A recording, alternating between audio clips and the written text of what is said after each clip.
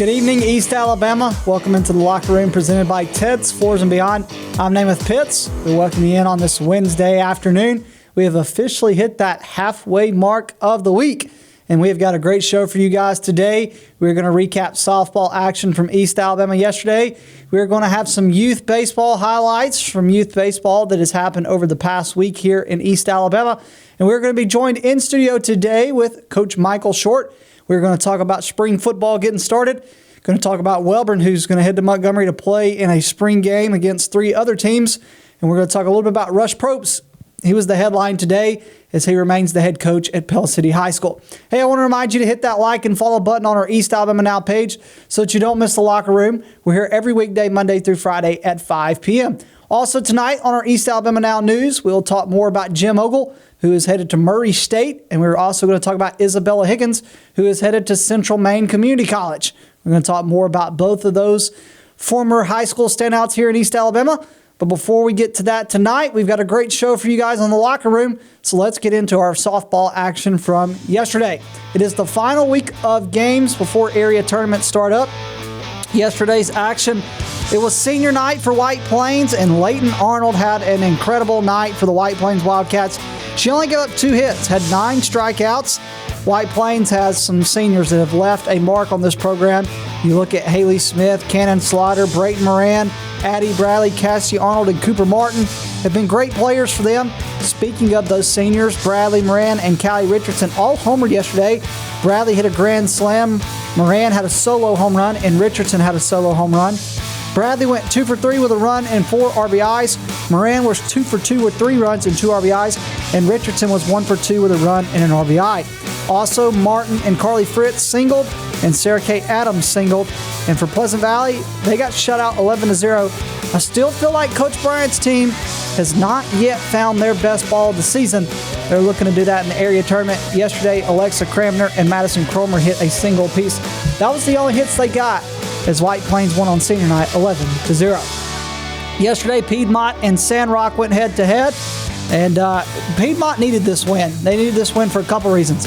To get a win before area tournament and to get the confidence going. And Carson Young had a great day on the mound. She had a 6-hit shutout with 4 strikeouts. Casey Brothers was 2 for 4 with a home run and 2 RBIs. Savannah Smith had a great day at the plate. She went 2 for 4 with 2 runs, 2 RBIs. And Ava Pope was 2 for 4 with a run. Caleb Brothers singled, scored 2 runs, and Young doubled and scored a run as Piedmont, the Bulldogs, got the win over Sandrock 9-0. How about Randolph County and Ranburn?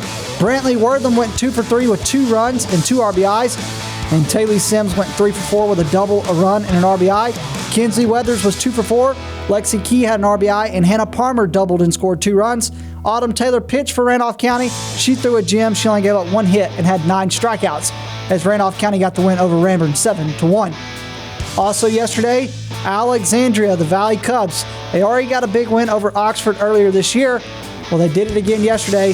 Alyssa Hunt, she went 2 for 3, had a triple, a double, 2 runs, and 3 RBIs. Charlie Paris had a single, a run, and 3 RBIs. Brindley Sparks went 2 for 4 with a triple, 2 runs, and 2 RBIs. And Caden Pritchett had a triple and 2 RBIs. Christian Hess was 3 for 4 with a double, 3 runs, and an RBI. And Clancy Bryant had a single, a run, and an RBI. Pitching-wise, Presley Slayton doing what she's done all year long as pitching a beautiful game. She gave up 4 hits, 1 earned run with 4 strikeouts in 6 innings. For Oxford, though, they fall 13-4. Emma Timms-Becerra went 2 for 4, had a double, 2 RBIs, and Ashlyn Burns had a single and 2 runs. Madison Murphy had an RBI, but it was all Alexandria as they got with the win 13-4. The final game from yesterday, it was a bit of a comeback. Weaver kept fighting, and they came back to get a big win over a really good Glencoe team, 8-6. Sydney Bitzer hit a solo home run. She went 2 for 3, scored 4 runs. They had a 5-run 5th inning. They came back, and that was because of Alana Cooper's RBI single, Peyton Marvesty's RBI double, and Allie Anderson's RBI triple. Weaver also got 2 hits and an RBI from Kinley Fulmer, from Marvesty and Cooper, and then McKenna Holmesley drove in a run. Pitching-wise, anybody know who pitched for Weaver yesterday? If you guessed Kinley Fulmer, you're right. She only gave up 1 hit with 5 strikeouts in 3 innings. For Glencoe, going to be a really good team, by the way. A team to keep an eye on in regionals. Case Willett doubled, had an RBI, and Emma Croy had a single and RBI. but it was all Weaver as they came back and got the win 8-6 behind 5 runs in the 5th inning. All right, that is all of our softball action from yesterday. And so here's what we're going to do. We're going to take a break, and when we come back, we're going to have youth highlights from this area as we continue on the Locker Room presented by Ted's Floors and Beyond.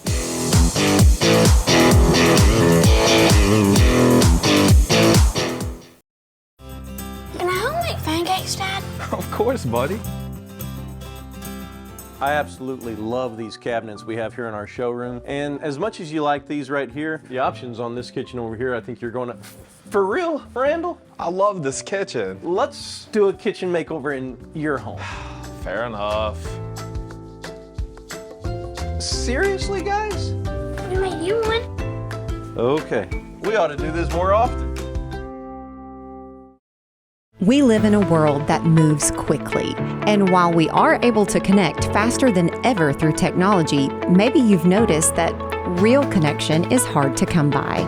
Parker Memorial Baptist Church offers you a place to connect, a place to learn more about Jesus and the difference He can make in your life, a place to build relationships with like-minded believers, or maybe discover what it means to be a follower of Jesus Christ, a place to use the gifts and talents God has given you, a place where we love God and we love you. Parker Memorial Baptist Church, 1205 Quintard Avenue, Anniston. Visit our website for details. Ted's Floors and Beyond brings you the Locker Room each and every day. Ted's Floors and Beyond has all your flooring needs, whether it's hardwood, laminate, carpet, tile, or luxury vinyl. They have it for you right there at Ted's.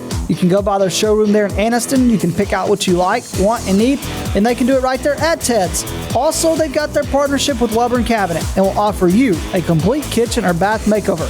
That includes cabinets, countertops, flooring, backsplashes, or tile showers. They can get it done there at Ted's Floors and Beyond.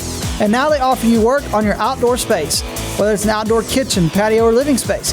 They have specially made outdoor tiles and stones that can enhance your outdoor experience. Go by and see them today at their showroom in Anniston on Highway 431, right before you get to Sachs Elementary School, or visit them online at shopteds.com. That's shopteds.com. Ted's Floors and Beyond brings you the Locker Room. We continue on the Locker Room on this Wednesday afternoon. In this segment, we are going to be doing highlights of baseball, youth baseball here in East Alabama. Before we get into our highlights, I want to remind you, I can't be everywhere every night, but you can certainly help me. And I want to give a thank you to a couple different people that sent us highlights this week. Let's start with Jennifer Tittle. She sent us some highlights of Ohatchee Youth Baseball. So Jennifer, thank you so much for that. Leanne Finley, our good friend Wiley Finley's mom, sent us some highlights. Stepmom sent us some highlights. So we appreciate Leanne for that as well. Also, Mr. Colbert, he sent us some highlights to our East Alabama Now page, Marquez Colbert. So thank you to him. And then Megan Woodard and Preston Woodard gave us some highlights as well. And so we want to make sure to thank all of them for the highlights. Remind you that if you have a kid that plays youth baseball, you want youth soccer, and you want us to spotlight them, then you can send us highlights right here to our East Alabama Now page. All you got to do is message us or email us at eansports23@gmail.com. You send those to us. We would love to spotlight your kid. All right, our highlights, by the way, are presented by Lindsay Barger of Really Real Real Estate. Let me tell you a little bit more about Miss Lindsay Barger. But first, I got to ask you a question. Are you ready to buy or sell? If you said, yeah, I think I am, well, guess what? Together with Lindsay Barger, we can help make your home dreams a reality. Lindsay Barger specializes in home buying, selling, and investing. Whether you want to buy a personal home, buy land to build a dream home, sell a rental home, or buy a home to flip and resell, Lindsay Barger is your friend through it all. I know for a fact that she would love to guide you in the process of real estate today. So call her at 256-441-2389. Call her for all your real estate needs, and do not forget to like and follow her on Facebook and Instagram at lindsaybarger.realtor. All right, let's get into our youth highlights. Let's start with the Ohatchee Indians' Cannon Tittle on the mound. He gets the strikeout, drop third strike. Right here is Wiley Finley playing for the Valley Boys, and he gets a base hit. That's a single for Wiley Finley. Back to Cannon Tittle on the mound. He gets another strikeout. And now we go to Anniston. Aiden Colbert hits an inside the park home run. And speaking of Aiden Colbert, we're going to focus on him here just a minute. Got a couple highlights from him. He takes a pitch right there. Good plate discipline by Colbert. And this time, his second at-bat, he hit an inside-the-park home run the first time.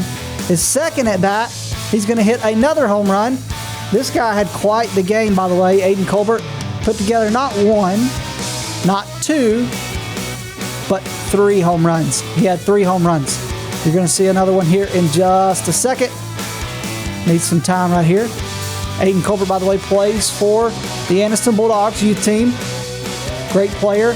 This right here is another inside the park home run, and that has got some pop to it, that swing right there.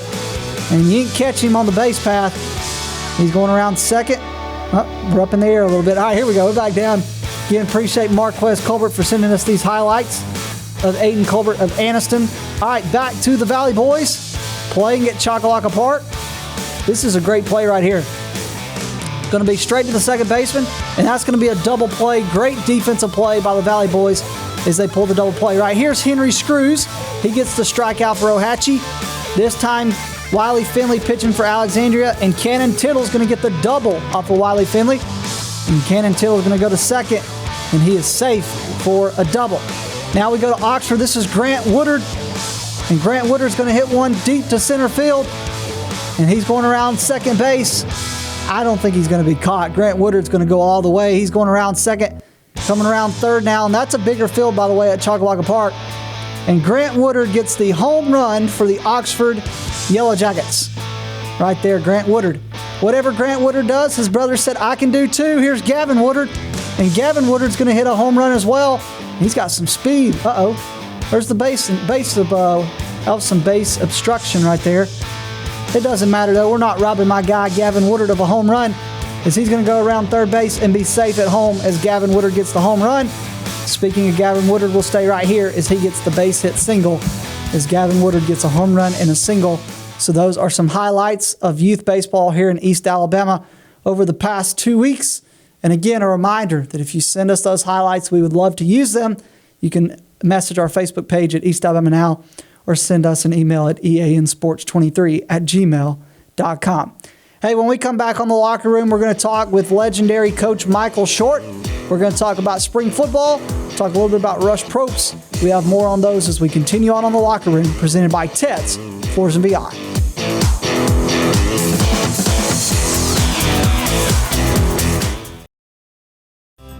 Can I help make pancakes, Dad? Of course, buddy. I absolutely love these cabinets we have here in our showroom. And as much as you like these right here, the options on this kitchen over here, I think you're going to... For real, Randall? I love this kitchen. Let's do a kitchen makeover in your home. Fair enough. Seriously, guys? We made you one. Okay, we ought to do this more often. For over 60 years, Oxford Lumber has been servicing our area, and our customer service has always been our main focus. Our customer service is what sets us apart from anyone else. From the moment you enter, our highly trained staff will treat you like family. To enthusiastically provide total customer satisfaction within a positive and self-fulfilling employee relations environment. Visit us at any of our 4 locations or at oxfordlumber.com. Since 1993, WM Grocery has been a major part of our local community. WM offers the very best in fresh produce and an outstanding meat department. WM also has many local products not found anywhere else and fresh sushi every day. If you need an event catered, come see Mrs. K at any WM store. Curbside pickup is also available for your online grocery orders. Be sure to download the WM app for all the deals of the week and shopper rewards. Go check them out today at any of their locations. We take pride in our community and appreciate your business.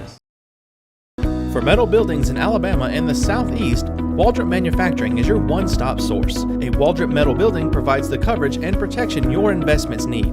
They specialize in carports, RV covers, portable buildings, and storage buildings. Stop paying rent for storage. With Waldrop's price per foot, you can actually save money by buying straight from the manufacturer. Waldrop buildings are guaranteed because Waldrop manufactures buildings with U.S. steel right here in Calhoun County. Waldrop Manufacturing, serving the entire Southeast. Give them a call today. Welcome back into the Locker Room, presented by Ted's Floors and Beyond. I'm Namath Pitts. We are now joined in studio with a really great friend of mine, Coach Michael Shortt. He's a legend in the game of football here in East Alabama, a retired coach who's joined us before. Coach, welcome back to the studio. Hey, glad to be here today. So, Coach, I just wanted to have you on. Obviously, we're going to talk about two things. First thing, we're going to talk about spring football. It's almost May, which means it's about that time of the year where spring football games are taking place. But, Coach, there's not nearly as many as there were 5 years ago. A little bit of a different rule change in the state now, where coaches can either have spring training or they can wait and not have spring training and get an extra week later on closer to football season. So we're going to talk a little bit about that, what kind of goes through a coach's mind when he's trying to weigh, hey, do I take spring training? Do I take the extra week in August? We're going to talk about one of our local teams, Walter Welborn, that's playing in a spring game with 3 other teams down in Montgomery. We're going to talk about that. And then, Coach, we're going to talk a little bit about Rush Propst, who remains as the head coach at Pell City High School. We'll talk a little bit more about that. Coach, let's just start, though. Let's get into the state changed the rule a couple years ago where you could elect not to do spring training and instead get an extra week in August. So the first question I want to ask you is, if you're a coach, and it wasn't like this when you coached. Obviously, you guys had spring training.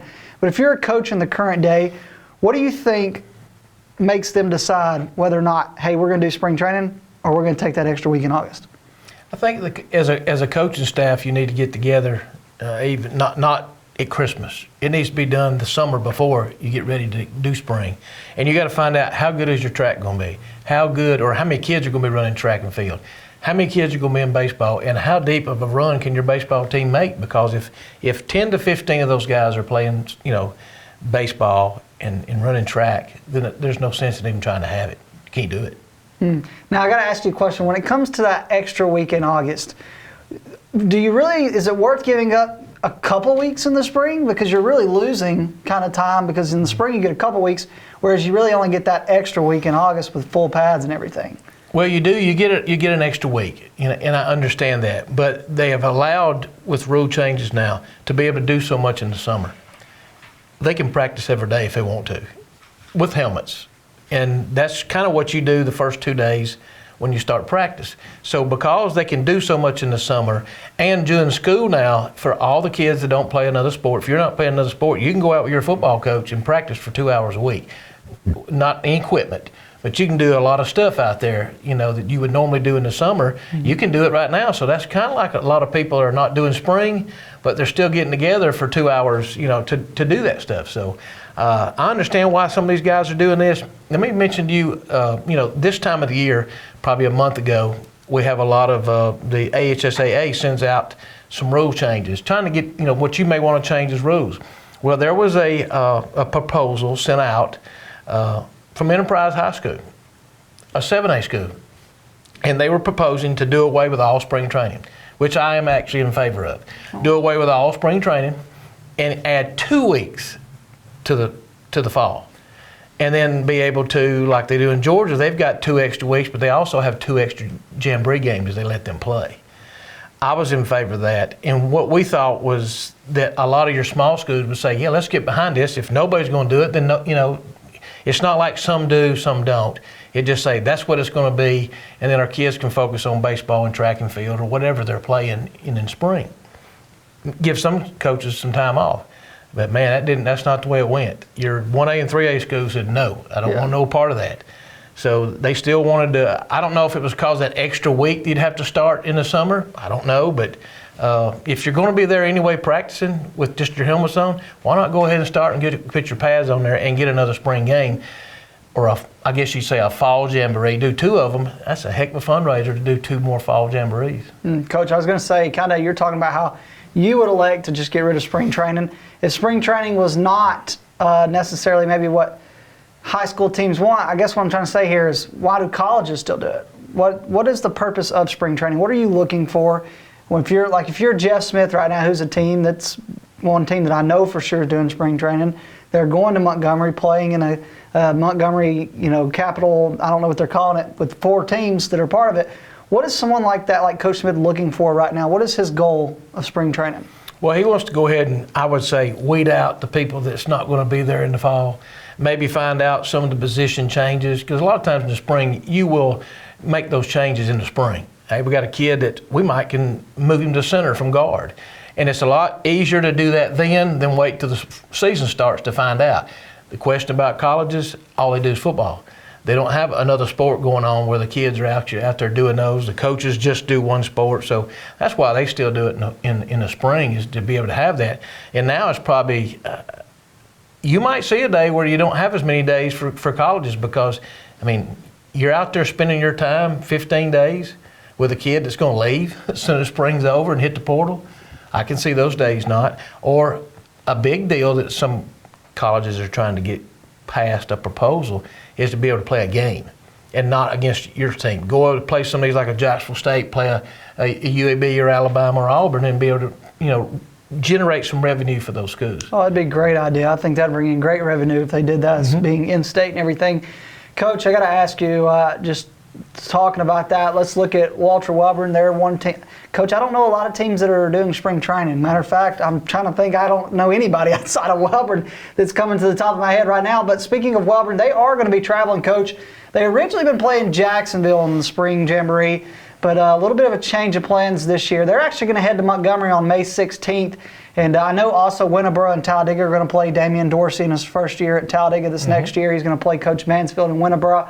But Welborn's heading down to Montgomery on May 16th. And, Coach, they're going to play one quarter each. So they're going to end up playing one quarter against Pike County, which is Pike County is, I believe, in Class 4A.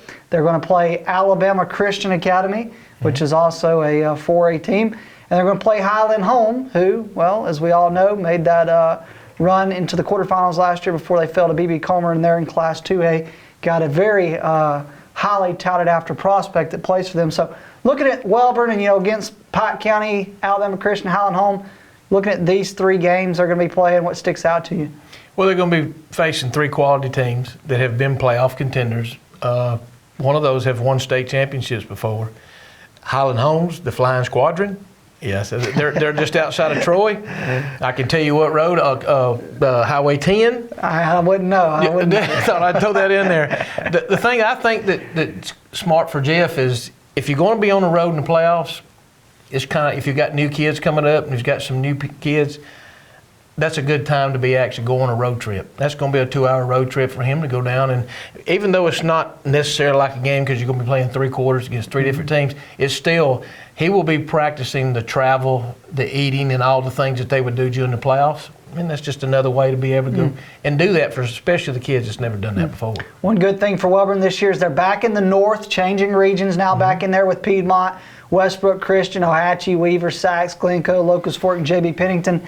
9-team region, so they won't have to necessarily make that Mobile. They avoided it this year and avoided it last year, but won't have to make that trip. They'll be looking more at a Lauderdale County type trip, which still 2-hour drive, It's a different drive. And he probably enjoys going to watch. I mean, he's been to Montgomery 2 years. Yeah. So he knows how to get there. Yeah. He probably knows where to stop and eat and all those type of things. Coach, let's talk about Rush Propst. You're really good friends with him. Obviously, there was a so-called special meeting this morning where they wanted to not renew his contract, but that failed. He remains the head coach at Pell City. Everybody wants to focus on the negative, Coach. I don't believe that. I believe in focusing on the positive, looking at what he's done at Pell City in a year and what he's going to continue to do at Pell City. Coach, you got to start with kind of one of the things that people are kind of iffy about, but the nutrition program. One thing about his kids, Coach, is they're getting fed, and not every athlete gets that at home.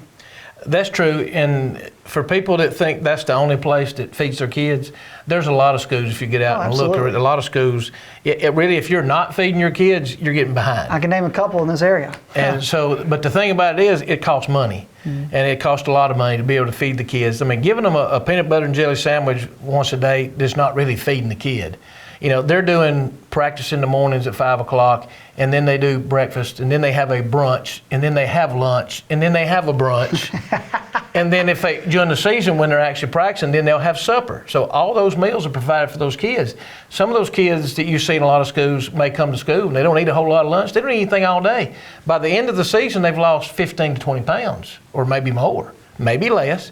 But you're not going to do that at a school like Oxford or Pell City or places like that. But it does cost money.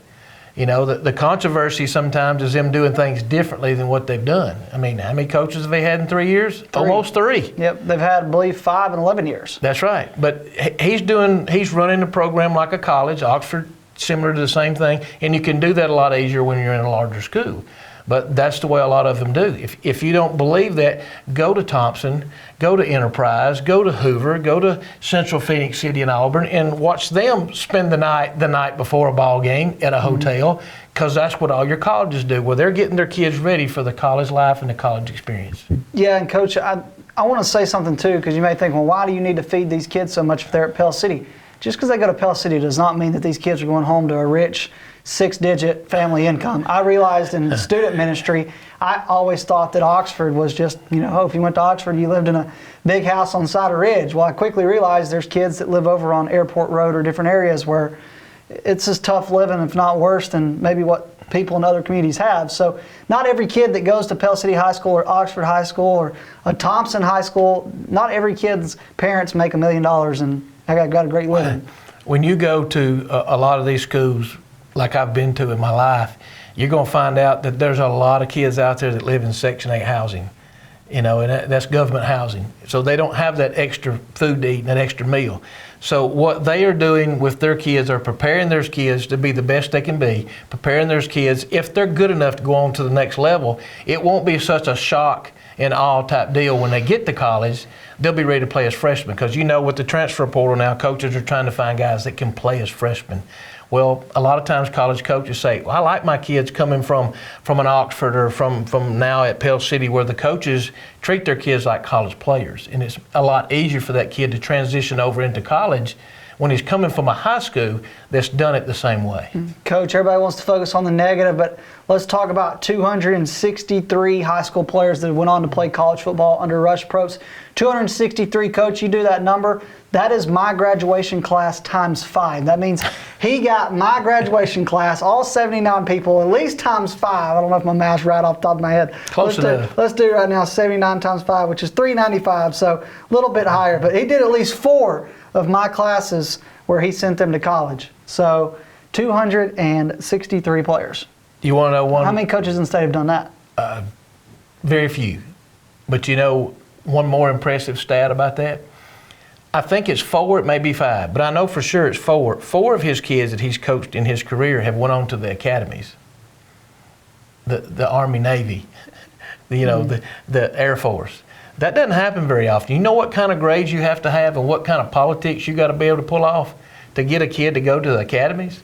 And he's had 4 of them. I think 5, but I'll be sure it's 4. Yeah. He'll kill me if I messed it up, but it's either 4 or 5. That's a lot of kids. Think about how many times, or how many people do you know personally that went to the academies to play football? None. None. The closest one you might could have would be the wrestler from Ramburn, Carson Hall. I know a person that went to the academy, but not for sports. That's what I'm saying. And that's it. Because you got to be able to do it up top. So the thing that Coach Propst does, along with a lot of coaches in this area and all around the state, they're not lazy. They're out there working hard to get their kids to do the schoolwork. And that's the one thing that they make their kids do, get their schoolwork. You don't just go to college with failing grades. You got to have the stuff that it takes. And sometimes the kids have it up here, they're just not pushed at home, and he's willing to go beyond and do what he needs to do to push those kids to do that, to be successful in the classroom too. Yeah, we were talking earlier, obviously off camera, about Ryan Williams. Everybody's wondering why Ryan Williams wasn't in spring training. And they go, well, if they want to go to Alabama or Auburn, they'll make it happen. Well, that's true to an extent, but there's still high school credits and stuff that you have to have in order to graduate. And Ryan Williams, is going to get that obviously this next month. So he couldn't go to spring training because he is skipping a year, essentially doing it early to be able to go this year. So, Coach, just kind of last thing I want to talk about, if you're a coach like Rush Propst, and obviously this morning, what's at risk, the support from the players, the parents of those players, to be there, to be loud. Just talk about that. That has to be, that has to make him feel good. It would be any coach to feel good when you've got 90% of your parents that took off work to get there. 90% of his team, they were actually working out and doing a team meeting, and they up and start leaving. And he's wondering, well, where's everybody going? Well, they went to that meeting. So that shows that they're doing something right, that those kids are buying into the culture they have, and the parents are buying in. Because if the parents don't buy in, it's not going to happen. It has to be there. And to mention something you brought a while ago about Ryan Williams, and being a reclassified kid, leaving from his junior year, and he's going to skip his senior year. The thing about that is there's a lot of schools that won't allow that to happen. So he's fortunate that he's at a school that will allow that to happen. So a lot of times when a kid's going to reclassify and he's a junior and you say, why did that kid move, his junior year or his sophomore year into his junior, and he moved and changed schools? He was at a state championship type school because the school he may be at may not allow him to be able to make up those classes to do that. So that's why some of these kids transfer to another high school that will allow them to. That is why sometimes kids will leave a private school, and you wonder, like the kid from Mobile Christian left and went to Spanish Fort because Mobile Christian was not going to allow him to reclassify, and Spanish Fort would. So that's why he made that transfer.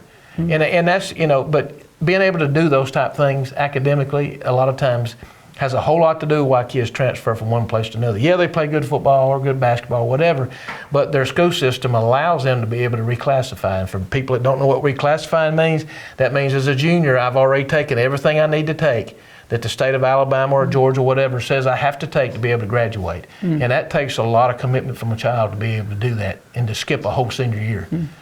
Yeah, so many people focus on what school each person's going to, but Coach, the game has changed.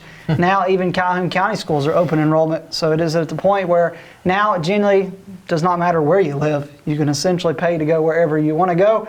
I don't know Rush Propst personally. I've only ever spoken to him one time, and it was like 2 words. So I've never met him. Does he have a past? Sure, but so do all of us. And the power of the gospel is that Jesus forgives. Jesus ate at the same table as Judas. Jesus forgave Peter after he denied him 3 times. I certainly believe in not holding people's past against them and seeing what Rush Propst can accomplish at Pell City, and any other coach, any other person for that matter. But hey, that is going to do it for us today. Coach, thank you so much for joining me. Appreciate it. And that's going to do it for us. Hey, tomorrow we are going to preview all of the area softball tournaments that are coming up. Those start at the end of this week into next week. So area softball will get us ready for regionals. Also, the second round of the state baseball playoffs start tomorrow. Tomorrow night, I will be at Donahoe. You'll have highlights of that on Friday. Sectional track this weekend. That's right, sectional track this weekend. You're going to have a lot of teams at Fort Payne, a couple at Lincoln. Yep. So that is happening. Coach, thank you so much for throwing that on there. And got Donahoe soccer at home next week. There's a lot happening. And we are going to try to give you guys the best we can as we continue on the locker room throughout the rest of the week, into next week, and the next couple weeks, and so forth. All right, that's going to do it for us today. Hope you have a great Wednesday evening. God bless, and thank you for watching The Locker Room, presented by Ted's Floors and Beyond.